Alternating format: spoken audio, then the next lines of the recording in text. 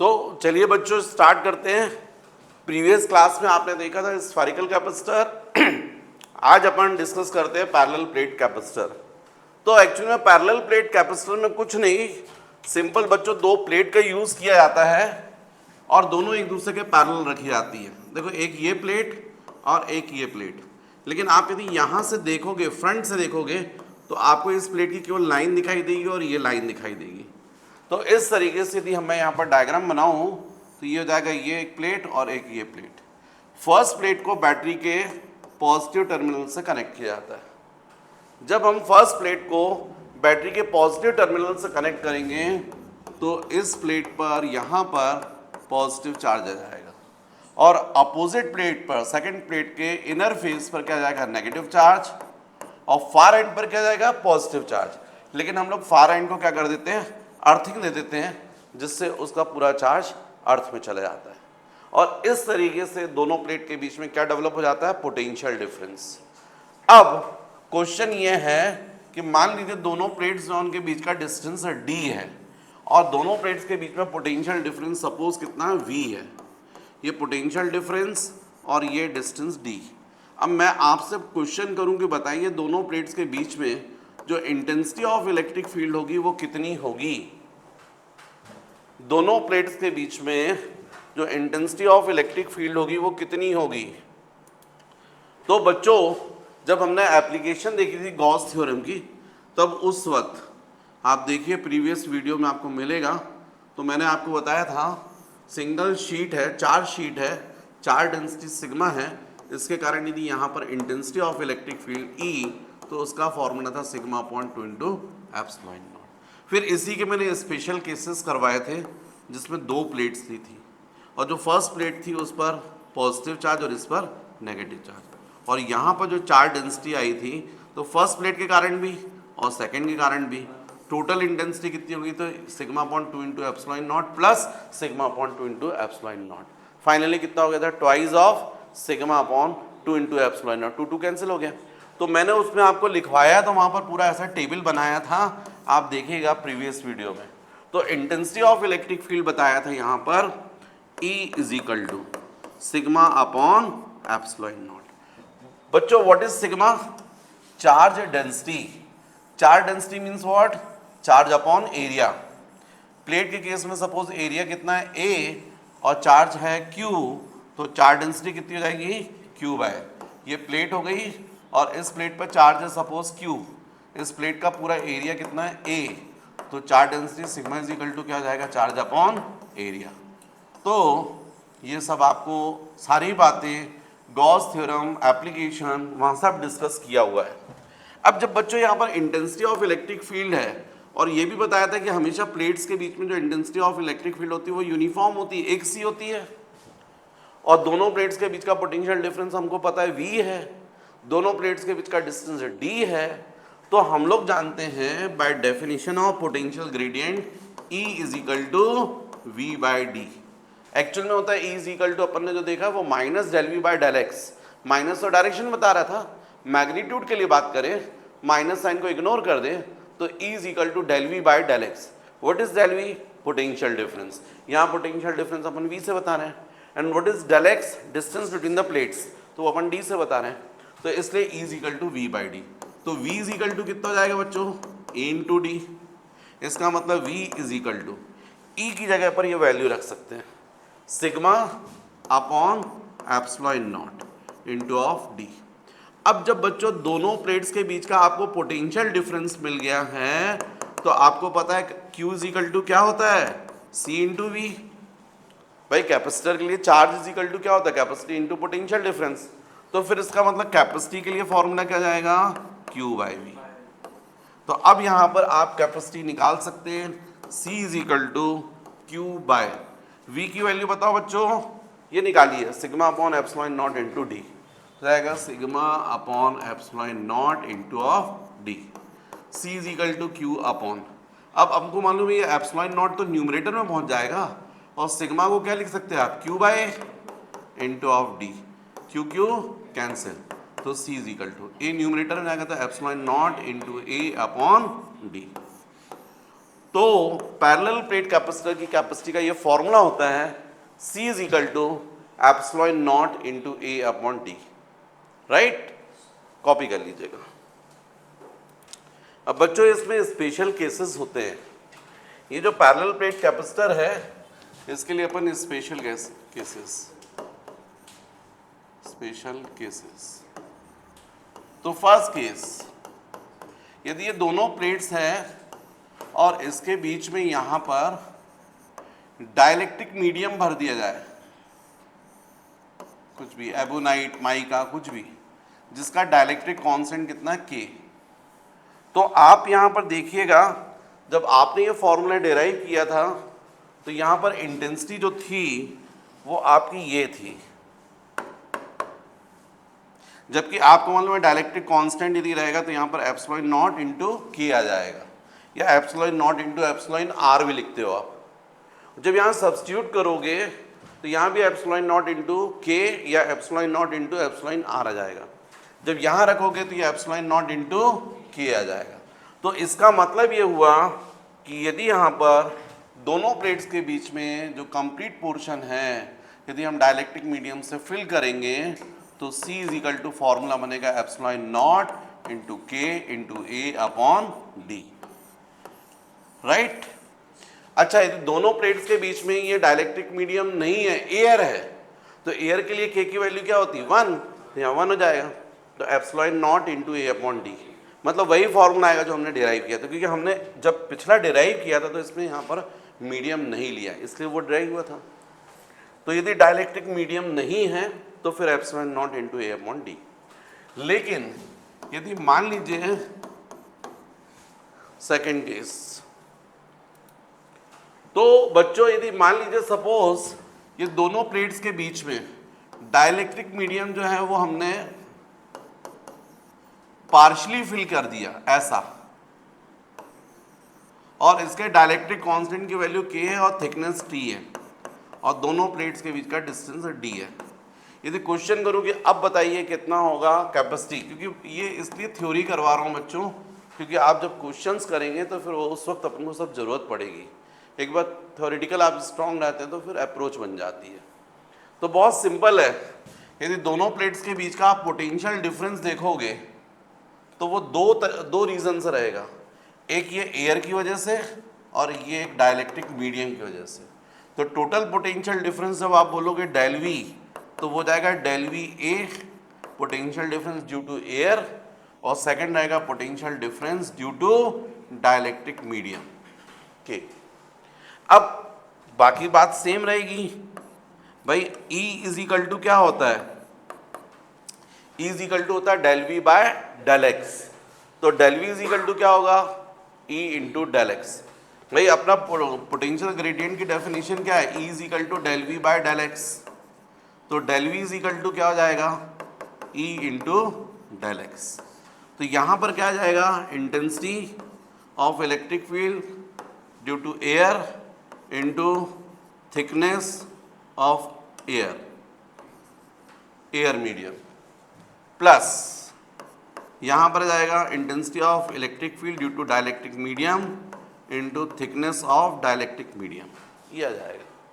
अब इसमें जब आप वैल्यू रखोगे तो del V is equal to intensity of electric field due to air, तो कितना जाएगा सिग्मा अपॉन एप्सिलॉन नॉट, के नहीं लिखोगे फिर, इनटू थिकनेस ऑफ एयर और थिकनेस ऑफ एयर मीडियम। तो बच्चों यहां से लेके यहां तक पूरा डिस्टेंस जो है वो कितना है d, इसमें से t जो है वो किसने ऑक्यूपाई कर लिया है, डाइलेक्ट्रिक मीडियम में, बाकी बचे हुए पार्ट में क्या है एयर, मतलब बाकी बचा हुआ पार्ट कितना हो गया d माइनस टी। और ये intensity of electric field due to dielectric medium क्या बोलोगे, sigma upon epsilon not into K, और थिकनेस ऑफ डाइलेक्ट्रिक मीडियम कितना बोलोगे टी, राइट। तो इसका मतलब यहाँ पर सॉल्व करोगे तो potential difference is equal to, आपको क्लियर दिख रहा है, sigma upon epsilon naught common निकल रहा है, तो सिग्मा अपॉन एप्सिलॉन नॉट को हमने कॉमन निकाल लिया, अंदर क्या बचेगा d minus T plus T by K, ऐसा आ जाएगा। D minus T plus T Y. अच्छा इसी को तो बच्चों थोड़ा और अच्छा करने के लिए ऐसा कर लेते हैं, सिग्मा को अपन लिख सकते हैं क्यू बाई ए, तो ये जाएगा एप्सिलॉन नॉट इंटू ए, और इसको लिखते हैं डी माइनस टी। इन दोनों में से माइनस टी को कॉमन निकाल लो तो क्या बचेगा यहाँ पर 1 माइनस 1 बाई के, ऐसा। अब कैपेसिटी का फॉर्मूला क्या होगा, तो अपन कौन capacity C is equal to क्या होता है Q by del V, Q तो चार्ज है तो C is equal to Q upon del V की वैल्यू रख दो Q upon epsilon not into A into D minus T into 1 minus 1 by K, right. तो बच्चों क्यू क्यू क्या हो जाएगा, कैंसिल, और अब कैपेसिटी का फॉर्मूला जाएगा epsilon not into A upon D minus T into 1 minus 1 by के, ये कैपेसिटी का फॉर्मूला बनेगा। तो ये भी आपको याद करना पड़ेगा, ये फॉर्मूला तब है when the dielectric medium is partially field between the plates of a capacitor. What is T? Thickness of dielectric medium. What is D? Distance between the plates. And what is the area of the plates? Right? तो ये special cases में first case ये है, second case ये है, जल्दी से copy कर लीजिएगा बच्चों। एक और केस, थर्ड केस, क्योंकि अभी जो मैंने दोनों प्लेट्स के बीच में डाइलेक्ट्रिक मीडियम फिल किया है, एक्चुअली में क्या है, क्यों फिल करते हैं डाइलेक्ट्रिक मीडियम, कैपेसिटी को इंक्रीज करने के लिए, क्योंकि डाइलेक्ट्रिक मीडियम को फिल करने से पोटेंशियल डिक्रीज होता है और कैपेसिटी इंक्रीज होती है। आप खुद देखो ना, जब आपने यहाँ पर मीडियम की प्रेजेंस में कैपेसिटी का फॉर्मूला देखा था, जब पूरा कंप्लीटली फिल किया था इसको, तो आपका फॉर्मूला क्या आया था, एप्सिलॉन नॉट इंटू के इंटू ए अपॉन डी, और एयर के केस में क्या आया था, epsilon not into A upon D. अब एयर यदि फिल है तो उसको एयर कैपेसिटर बोलते हैं, सी नॉट से भी डिनोट करते हैं। तो मान लीजिए ये कैपेसिटी है एयर कैपेसिटर की, अब यदि आप इसको डिवाइड ही कर दो तो एप्सिलॉन नॉट कैंसिल हो जाएगा, ए कैंसिल हो जाएगा और डी भी कैंसिल हो जाएगा, C upon C nought is equal to क्या आ गया, के। इसका मतलब है सी इज इक्वल टू क्या आ जाएगा, के टाइम्स ऑफ सी नॉट। इसका मतलब दोनों प्लेट्स के बीच में यदि एयर थी तो कैपेसिटी कितनी थी, सी नॉट, लेकिन दोनों प्लेट के बीच में आपने डाइलेक्ट्रिक मीडियम फिल कर दिया। डाइलेक्ट्रिक मीडियम कौन सा होता है, जैसे माइका, एबोनाइट, जो नॉन कंडक्टर है, तो उससे कैपेसिटी क्या होती है, इंक्रीज हो जाती है के टाइम्स। कैपेसिटी इंक्रीज होने से क्या होता है, आप ज़्यादा चार्ज स्टोर कर सकते हो, है ना, कैपेसिटी इंक्रीज करने का मतलब यही है वहाँ। तो इसलिए हम लोग जो है डाइलेक्ट्रिक मीडियम को फिल करते हैं।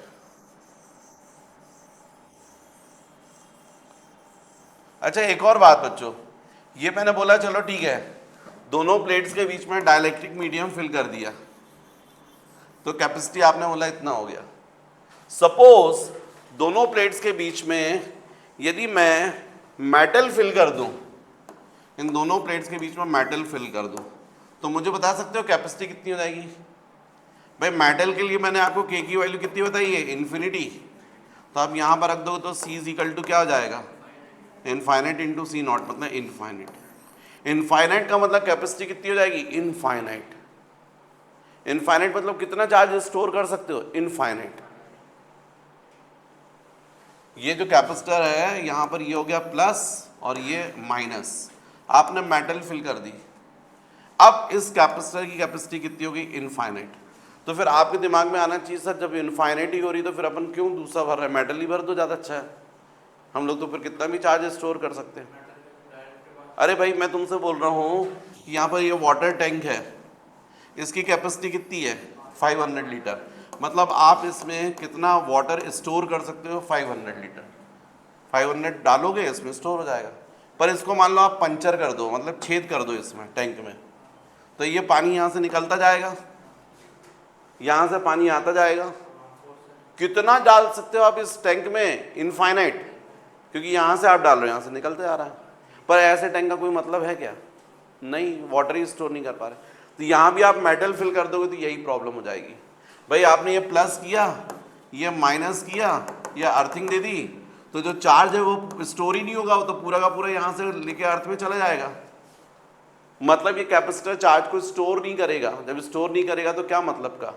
इसलिए दोनों प्लेट्स के बीच में मेटल फिल नहीं करते, क्योंकि मेटल को फिल करने से कैपेसिटी नो डाउट इन्फिनिटी हो सकती है, क्योंकि वो कंडक्टर ही बन गया फिर तो, लेकिन नहीं किया जाता।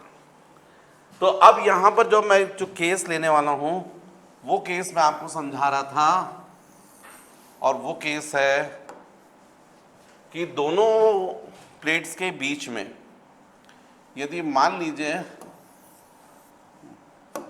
ये दोनों प्लेट्स के बीच में ये प्लेट, इसको बैटरी के पॉजिटिव टर्मिनल से कनेक्ट कर दिया, ये सेकंड प्लेट इसको हमने अर्थिंग दे दी। अब यहाँ पर ये एक प्लेट, फिर एक प्लेट, एक डाइलेक्ट्रिक मीडियम, एक ये डाइलेक्ट्रिक, ऐसे बहुत बहुत डिफरेंट हमने डाइलेक्ट्रिक मीडियम फिल कर दिया। और इस डाइलेक्ट्रिक मीडियम का डाइलेक्ट्रिक कांस्टेंट की वैल्यू K1, इसकी K2, इसकी K3 और इसकी K4। यहाँ पर इसकी थिकनेस T1, ये T2 और ये T3 और ये T4। इस तरीके से हमने फिल कर दिए। अब यदि मैं क्वेश्चन करूँ कि बताओ इसकी कैपेसिटी कितनी होगी, तो बहुत इजीली आप निकाल सकते हो, क्योंकि आपका फॉर्मूला है C = ε0 × A upon D - T × 1 - 1/K। आपका ये फॉर्मूला है। इसी फॉर्मूले में आपको यहाँ पर समेशन साइन लग जाएगा, क्योंकि यहाँ से यहाँ तक देखिए समेशन हो रहा है, तो ये हो जाएगा C = यहाँ पर जाएगा ε0 × A upon D minus summation of T minus minus plus summation of T/K, ऐसा हो जाएगा। अब समेशन ऑफ T का मतलब समझ रहे हैं आप? समेशन ऑफ T का मतलब ये सारी थिकनेस का समेशन मतलब डिस्टेंस दोनों प्लेट्स के बीच का, दोनों प्लेट्स के बीच का डिस्टेंस यदि D है तो किसके इक्वल होगा? T1 + T2 + T3 + T4, मतलब समेशन के इक्वल। मतलब यहाँ पर मैं क्या लिख सकता हूँ? D plus summation of T/K, ये कैंसिल हो जाएगा। तो कैपेसिटी का फॉर्मूला क्या मिलेगा? ε0 × A अपॉन समेशन T/K को क्या लिख सकते हो? T1/K1 plus T2/K2 plus T3/K। तो इस तरीके से हम लोग इस फॉर्मूले की हम लोग हेल्प ले सकते हैं इस केस में। नेक्स्ट बच्चों, combination of capacitors, combination of capacitors.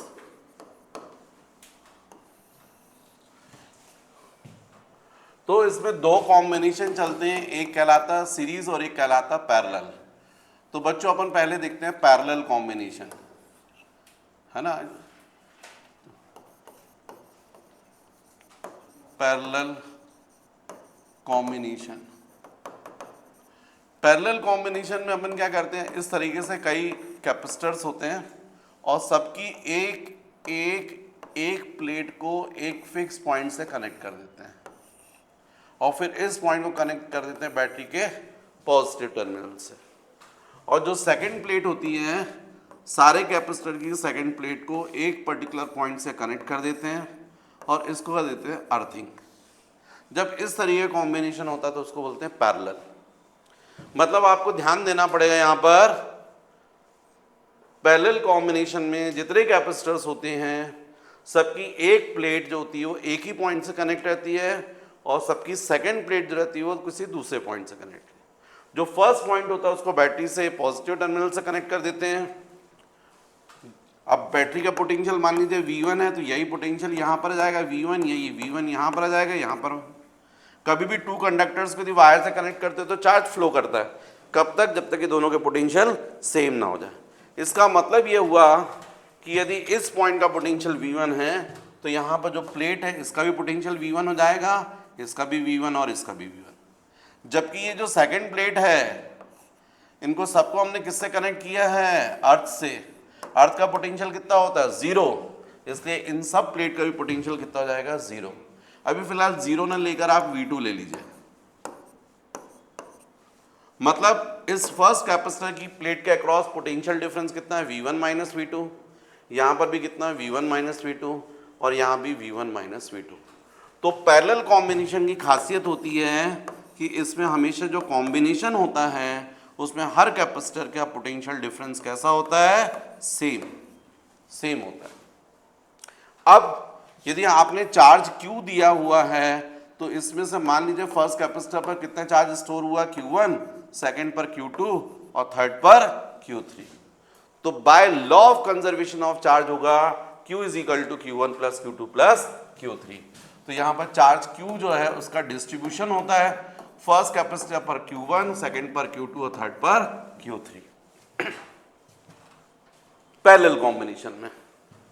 फिर आप सबको पता है Q is equal to CV होता है।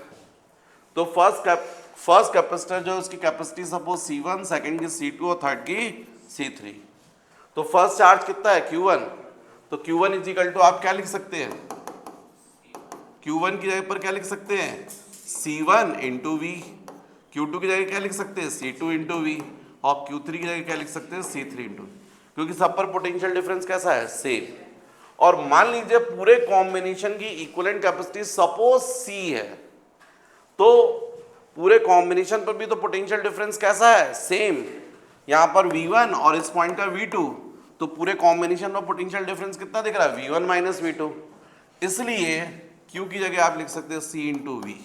What is the equivalent capacity of system, पूरे सिस्टम की equivalent capacity. And what is V, total potential difference. तो यहां पर आप देखो C1 plus C2 plus C3 और V कॉमन निकल जाएगा, ये V क्या हो जाएंगे, कैंसिल। तो C इज इक्वल टू कितना आएगा, C1 plus C2 plus C3। इसका मतलब इक्विवेलेंट कैपेसिटी क्या हो गई है, इंक्रीज। फर्स्ट जो कैपेसिटर है मान लीजिए उसकी कैपेसिटी 2 माइक्रोफैरड है, सेकंड की 3 माइक्रोफैरड है और थर्ड की 4 माइक्रोफैरड है। यदि मैंने ऐसा बोला तो इसको सुनने से आपको समझ में आ गया कि सबसे ज्यादा कैपेसिटी इसका मतलब किसकी है, लास्ट वाले की। जिसकी कैपेसिटी ज्यादा होगी उस पर आप ज्यादा चार्ज स्टोर कर सकते हो। और आपने तीनों को लेके पैरेलल में कनेक्ट कर दिया। अब इक्विवेलेंट कैपेसिटी कितनी हो जाएगी, 2 प्लस 3 प्लस 4, बहुत बढ़ गई, मतलब आप ज्यादा चार्ज स्टोर कर सकते हो, राइट। तो जब हमको ज्यादा चार्ज स्टोर करना रहता है, ज्यादा कैपेसिटी रिक्वायर्ड रहती है, तो हम लोग जो कैपेसिटर्स हमारे पास अवेलेबल होते हैं उनको हम कैसा कनेक्ट कर देते हैं, पैरेलल में। सेकेंड कॉम्बिनेशन होता है बच्चों, इसको बोलते हैं सीरीज कॉम्बिनेशन। सीरीज कॉम्बिनेशन, तो जैसे ट्रेन होती है ना, ट्रेन में डिब्बे कनेक्ट रहते हैं एक के पीछे एक, वो सीरीज है। वैसे ही यहां पर ये कैपेसिटर्स हैं। फर्स्ट कैपेसिटर को अपन बैटरी के पॉजिटिव टर्मिनल से कनेक्ट कर दो और फर्स्ट कैपेसिटर की सेकंड प्लेट को सेकंड कैपेसिटर की फर्स्ट प्लेट से कनेक्ट कर दो, फिर नेक्स्ट सेकंड प्लेट को थर्ड कैपेसिटर की फर्स्ट प्लेट से कनेक्ट, और लास्ट कैपेसिटर को क्या कर दो, अर्थिंग दे दो। जब ऐसा कॉम्बिनेशन होता है तो उसको बोलते हैं सीरीज। तो मान लीजिए ये कैपेसिटर C1, ये C2 और ये C3, इसकी कैपेसिटी C1, इसकी C2, इसकी C3। अब बच्चों यहां प्लस से कनेक्ट किया तो यहां पर क्या आएगा, प्लस चार्ज, और यहां पर क्या आएगा, माइनस, मान लीजिए Q। और इस माइनस के कारण फार एंड पर यहां पर क्या आएगा, फिर से प्लस, और यहां क्या आ जाएगा, माइनस। फिर नेक्स्ट कैपेसिटर भी ऐसे होगा, इसके यहां पर फार एंड पर प्लस और यहां पर माइनस। इसका मतलब यह हुआ कि सीरीज कॉम्बिनेशन में हमेशा चार्ज जो होता है वो कैसा होता है, सेम होता है। जैसे पैरेलल कॉम्बिनेशन में क्या सेम था, पोटेंशियल डिफरेंस। सीरीज कॉम्बिनेशन की खासियत होती है इसमें जो चार्ज होता है वो सारे कैपेसिटर पर कैसा रहता है, सेम। सेकंड बच्चों मान लीजिए यहाँ का पोटेंशियल V1 है, फॉर एग्जांपल यहाँ का पोटेंशियल मान लीजिए V2, यहाँ का पोटेंशियल मान लीजिए V3 और यहाँ का V4। हालांकि जीरो है, अर्थिंग है इसलिए, पर चलिए V4 बोल दिया। अब मैं आपसे क्वेश्चन करूं कि बताओ पूरा पोटेंशियल डिफरेंस कितना दिख रहा है सिस्टम पर, तो आप इस एंड को देखोगे, लास्ट एंड को देखोगे, और आप पोटेंशियल डिफरेंस कितना बोलोगे, V1 माइनस V4। तो यदि V1 माइनस V4 क्या हुआ, पोटेंशियल डिफरेंस ऑन कॉम्बिनेशन। पर इसी को आप ऐसा भी तो लिख सकते हो, V1 minus V2 plus V2 minus V3 plus V3 minus V4, ऐसा भी तो लिख सकते हो भाई, ऐसा आप लिख सकते हो।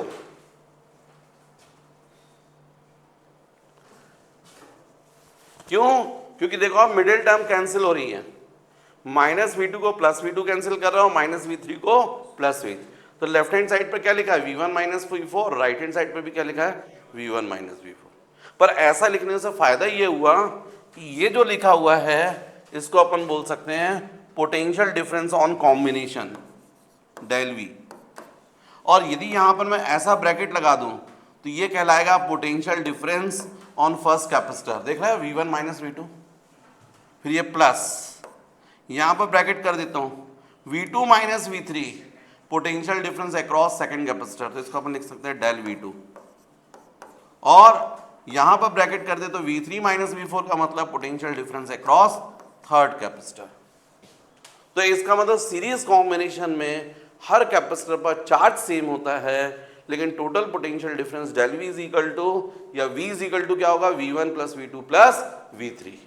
What is V1? Potential difference across first capacitor, V2 मतलब potential difference across second capacitor, और V3 is equal to third capacitor. तो जैसा हमने यहाँ पर पैरेलल कॉम्बिनेशन में देखा था पोटेंशियल डिफरेंस सेम होता है, सीरीज कॉम्बिनेशन में क्या सेम होता है? चार्ज। फिर हमने यहाँ पर देखा था total charge Q is equal to क्या था? Q1 plus Q2 plus Q3, जबकि सीरीज कॉम्बिनेशन में होता है डेल V, या V is equal to V1 plus V2 plus V3। समझ रहे बात आप? मतलब यदि मैं यहाँ पर लिखूं तो आप लिख सकते हो V is equal to V1 plus V2 plus V3। अब थर्ड, आपको पता है Q इज इक्वल टू क्या होता है? CV, तो V इज इक्वल टू क्या होगा? Q by C।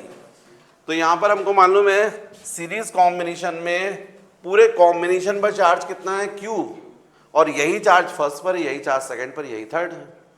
तो इसका मतलब है कि हम लोग कॉम्बिनेशन कैपेसिटी C हो, चार्ज Q हो, तो V की जगह क्या लिख सकते हैं? Q is equal to CV, तो V इज इक्वल टू क्या जाएगा? Q by C। V1 की जगह क्या जाएगा? Q बाय C1, V2 की जगह जाएगा Q बाय C2, और V3 की जाएगा Q बाय C3। अब आपको क्लियर दिख रहा है Q by C is equal to, Q common निकल जाएगा तो 1 by C1 plus 1 by C2 plus 1 by C3, ये Q क्या हो गया? कैंसिल, तो 1 by C is equal to 1 by C1 plus 1 by C2 plus 1 by C3। ये होता है सीरीज कॉम्बिनेशन में। अब सीरीज कॉम्बिनेशन में मान लीजिए दो कैपेसिटर है, मान लीजिए आपके 2 माइक्रोफैरेड और 3 माइक्रोफैरेड के दो कैपेसिटर हैं, और आपने उनको क्या किया है? पैरेलल में कनेक्ट किया है। यदि मैं आपसे पूछूं कि बताओ इक्विवेलेंट कैपेसिटी कितनी होगी, तो आपका आंसर होगा 2 माइक्रो प्लस 3 माइक्रो, मतलब 5 माइक्रोफैरेड। इस अकेले की 2 थी, इस अकेले की 3 थी, पूरे कॉम्बिनेशन की 5 होगी, मतलब बढ़ गई, ज्यादा चार्ज स्टोर कर सकते हो। लेकिन इन्हीं कैपेसिटर को यदि आप सीरीज में कनेक्ट कर दो, 2 माइक्रो और 3 माइक्रो, अब आपसे पूछो इक्विवेलेंट कैपेसिटी कितनी होगी, तो आप बोलोगे 1/C is equal to 1/C1 plus 1/C2, या 1/C is equal to C1 C2, यहाँ पर जाएगा C2 प्लस C1, तो C is equal to C1 C2 upon C1 plus C2, ऐसा बोलोगे, राइट? अब फिर इसमें वैल्यू रख दोगे, C is equal to 2 micro into 3 micro upon 2 micro plus 3 micro, कितना आ गया बच्चों? यहाँ पर देखो 6 माइक्रो स्क्वायर अपॉन 5 माइक्रो, ये कैंसिल हो गया, 1.2 माइक्रो आ गया। मतलब इक्विवेलेंट कैपेसिटी देखो, जो 2 की वैल्यू थी उससे भी कम आ रही है। 2 और 3 में किस कैपेसिटर की कैपेसिटी कम थी? 2 की, 2 से भी कम आ गई है 1.2। तो जब हमको बहुत कम कैपेसिटी की जरूरत होती है तो उस वक्त हम लोग लो कैपेसिटी वाले जो कैपेसिटर्स होते हैं उनको लेकर कैसा कनेक्ट कर देते हैं? सीरीज में। तो इक्विवेलेंट कैपेसिटी की वैल्यू क्या हो जाती है? काफी कम हो जाती है। कैपेसिटी कम का मतलब बहुत कम चार्ज, राइट? अब ऐसा क्यों करते हैं? क्योंकि मैंने बताया ना, यदि हैवी डिवाइसेस ऑपरेट करना है तो आपको ज्यादा चार्ज रिक्वायर्ड है। अब उतनी ज्यादा कैपेसिटी वाला आपके पास कैपेसिटर नहीं है, तो क्या करोगे? कई कैपेसिटर ले लो और सबको कैसा कनेक्ट कर दो? पैरेलल में। इक्विवेलेंट कैपेसिटी क्या हो जाएगी, बढ़ जाएगी, फिर आप यूज़ कर लीजिए। लेकिन आपके पास में बहुत सेंसिटिव डिवाइस हैं, इलेक्ट्रॉनिक डिवाइस हैं, अब उसमें आपको बहुत कम चार्ज चाहिए, ज़्यादा चार्ज हो जाएगा तो हीटअप हो जाएंगी, ख़राब हो जाएंगी, आईसी ख़राब हो जाएगी, तो फिर इतनी लो कैपेसिटी वाले आपके पास कैपेसिटर नहीं है, तो क्या करोगे, जो आपके पास लो कैपेसिटी वाले कैपेसिटर अवेलेबल हैं उन्हीं को ले लो और उनको आपस में कैसा कनेक्ट कर दो, सीरीज में, और उसके बाद उस आईसी में सप्लाई कर दो, तो कैपेसिटी बहुत कम हुई। अच्छा एक और बात बच्चों, जब अपन क्वेश्चंस करेंगे तो ऐसे बहुत सारे कॉम्बिनेशन आएंगे, दो कैपेसिटर C1 C2 सीरीज में, तो अपन इतना कैलकुलेशन नहीं करते बैठेंगे, सीधे आप याद रखो ये फॉर्मूला, यदि दो हैं और सीरीज में तो C = C1 C2 upon C1 + C2, इसमें सीधे वैल्यू रख दिया करेंगे, एक चीज। अच्छा एक और चीज, यदि दोनों कैपेसिटर इक्वल कैपेसिटी के होते हो सीरीज में कनेक्ट करते तो इनका इक्विवेलेंट कितना आता, C इक्विवेलेंट, यदि C1 और C2 इक्वल हो तो, यदि ये दो कैपेसिटर जो हैं जिनको आपने सीरीज में कनेक्ट किया है तो C इक्विवेलेंट कितना आएगा, तो यहाँ वैल्यू रख दो, C1 C2 की value equal C × C upon C plus C, तो आपको क्लियर दिख रहा है, ये दिख रहा है C² अपॉन 2C, एक C क्या हो गया, कैंसिल, C/2 जस्ट हाफ हो जाएगी। इसका मतलब 5 माइक्रोफैरेड के दो कैपेसिटर हैं, उनको आपने सीरीज में कनेक्ट कर दिया, इक्विवेलेंट कैपेसिटी कितनी हो जाएगी, जस्ट हाफ, 5/2। 10 माइक्रोफैरेड के इक्विवेलेंट कैपेसिटी कितनी हो जाएगी, 10/2 मतलब 5। 211 माइक्रोफैरेड के कैपेसिटर्स हैं, उनको आपने सीरीज में कनेक्ट किया, इक्विवेलेंट कैपेसिटी कितनी हो जाएगी, 211 / 2। आपको सॉल्व करने की भी जरूरत नहीं है, यदि आप अपनी स्पीड बढ़ाना चाहते हैं, क्वेश्चंस जल्दी करना चाहते हैं, तो ये कॉन्सेप्ट्स आपको क्लियर रखने पड़ेंगे, राइट। तो यदि कैपेसिटर्स पैरेलल में कनेक्ट होते हैं तो इक्विवेलेंट कैपेसिटी का फॉर्मूला क्या देखा आपने, C = C1 + C2 + C3, series में क्या देखा, 1/C = 1/C1 + 1/C2 + 1/C3। फिर से मैं आपसे क्वेश्चन करूं, मुझे बताओ कि जो पैरेलल कॉम्बिनेशन है उसमें पैरेलल कॉम्बिनेशन की क्या पहचान है, पैरेलल कॉम्बिनेशन में हमेशा हर कैपेसिटर पर पोटेंशियल डिफरेंस क्या होता है, सेम, लेकिन सब पर टोटल चार्ज क्या हो जाता है, distribute, Q = Q1 + Q2 + Q3, और इक्विवेलेंट कैपेसिटी कितनी हो जाती है, C = C1 + C2 + C3। Series में क्या होता है, हर कैपेसिटर पर चार्ज कैसा रहता है, same, total potential difference del V = क्या होता है, del V = del V1 + del V2 + del V3, और इक्विवेलेंट कैपेसिटी क्या रहेगी, 1/C = 1/C1 + 1/C2 + 1/C3, ये रहेगी। तो मेरे ख्याल से समझ में आ गया। अच्छा एक और बात है, ये तो मैंने आपको कॉन्सेप्ट के बेसिस पर बताया है, लेकिन कुछ कॉम्प्लिकेटेड सर्किट्स आते हैं जहाँ पर आपको पहचानना मुश्किल हो जाता है कि कौन सा सीरीज कौन सा पैरेलल। तो एक दूसरे शब्द मेरे याद रखो, कभी भी कॉम्प्लिकेटेड सर्किट में यदि आप 2 पॉइंट डिसाइड करोगे और एक पॉइंट से दूसरे पॉइंट तक पहुंचने के जितने डिफरेंट रास्ते रहेंगे, जितने डिफरेंट पाथ रहेंगे, वो आपस में कैसे रहेंगे, पैरेलल में। एक से दूसरे तक पहुंचने के जितने डिफरेंट पाथ हैं वो आपस में कैसे रहेंगे, पैरेलल। लेकिन एक ही पाथ में जितने कैपेसिटर्स आएंगे वो सब कैसे रहेंगे, सीरीज। इसका मतलब है कि यदि मैं यहां पर एक कैपेसिटर ऐसा और कनेक्ट कर देता, मान लीजिए इसका नाम मैं बोलता C4, तो आप तुरंत समझ रहे हैं कि इस रास्ते में दो कैपेसिटर आ रहे हैं, C4 और C1, ये आपस में कैसे हैं, सीरीज, और इसके साथ में ये और ये कैसे रहेंगे, पैरेलल, राइट। तो बच्चों ये सब ध्यान रखो, क्लियर, ठीक है बच्चों। फिर इसके आगे अपन जो है इस लेक्चर को यहीं फिनिश करते हैं, अब इसके बाद अपन इसके करते हैं न्यूमेरिकल्स, ओके।